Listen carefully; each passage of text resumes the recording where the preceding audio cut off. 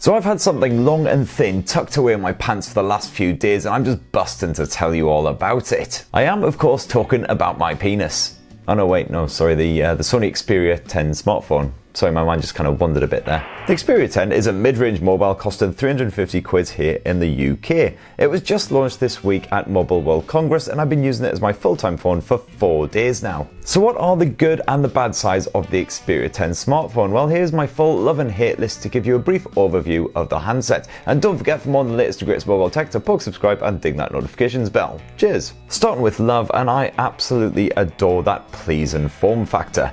The 21:9 stretched aspect ratio of this 6-inch screen means that the Xperia 10 isn't as girthy as other handsets. This thing fits perfectly in the palm, making for a really comfortable grip. One-handed use is absolutely effortless, especially with Sony's screen shrinking modes, pretty much essential if you want to actually reach that notifications bar without dislocating your thumb. And while we're on the subject, I'm also infatuated with the Xperia 10's elongated display. This is probably the best screen on any phone around this price right now. The visuals are absolutely stunning with sharp detail for all your photos and videos, and then there's those punchy colours which can be really boosted with Sony's brilliant super vivid mode. It's amazingly bright as well. If you boost it all the way up to those top levels, it will make you weep tears of blood. Let's shift down to a hate gear, and unfortunately the Xperia 10 smartphone uses the exact same Snapdragon 630 chipset as last year's Xperia XA2. I'm guessing this is just a cost-saving measure, but it is a real shame that the Xperia 10 couldn't rock the same Snapdragon 636 chipset as found in Motorola's Moto G7 Plus, which by the way is quite a bit cheaper. Thankfully, the Xperia 10 isn't exactly a performance pauper. It still copes well with Android Pie, just like the older XA2. You can play games like PUBG on low detail levels with only the occasional little stutter here and there to contend with, but certainly not game-shattering. And multitasking isn't a struggle either, which is good because that stretch panel is pretty well suited to playing with 2 apps at once. But occasionally the phone will stumble a bit and you can't help but crave the silky smoothness offered by more advanced platforms. Still on a hate tip, and the Sony Xperia 10 unfortunately finds less space in that slender frame for its battery. Last year's Xperia XA2 had a 3300 mAh cell. Here on the Xperia 10, unfortunately that's been reduced to a 2870 mAh battery. As a result, you'll definitely have to be a bit more careful. If you stream too much video or take an extended break for that PUBG session, you may well run out of juice before bedtime, or at least be lumbered with that power saving mode. But back now onto the love, and Sony has once again nailed the audio side of this smartphone.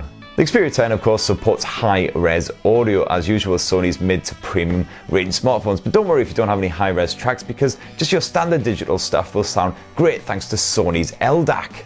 And even crappy compressed tracks are brought back to life somewhat as well by the digital sound enhancement engine. And yes, there is indeed a 3.5mm headphone jack for your listening pleasure. Huzzah! Now this next one is a bit of love and a bit of hate. I'm talking about that edge-mounted fingerprint sensor.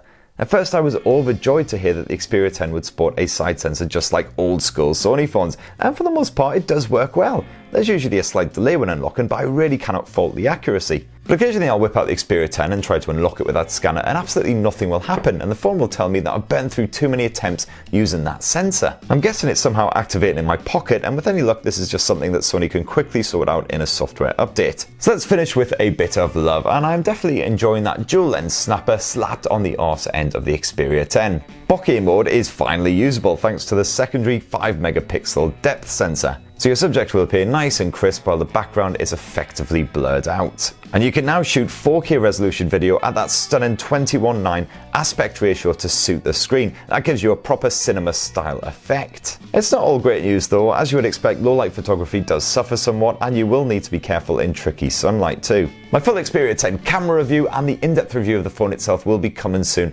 to Recombu, so definitely go check those out for all you need to know, but there is a brief overview of how I'm getting on with the Xperia 10 after 4 days. Hope that was helpful. Let us know what you think down in the comments below, and don't forget to poke subscribe and ding that notifications bell for more on the latest and greatest shiny tech. Love you guys, bye!